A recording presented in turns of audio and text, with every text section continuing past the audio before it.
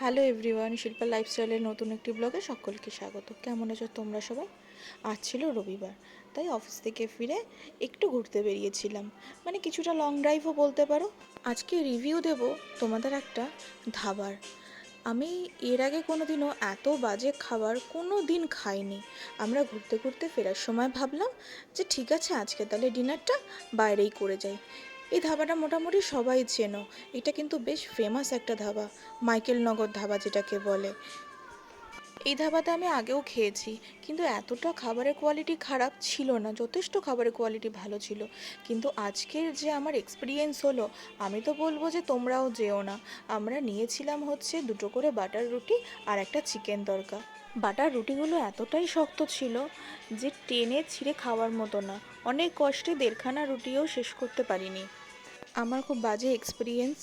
হ্যাঁ, সাথে নিয়েছিলাম দুটো মশালা কোল্ড ড্রিঙ্কস। সেই মশালা কোল্ড ড্রিঙ্কসের নিচেও ছিল শুধুমাত্র নুন, এছাড়া আর কিচ্ছু না। তোমরা কি ওই জায়গায় খেয়েছো কি না অবশ্যই আমাকে জানিও কমেন্ট করে। টাটা।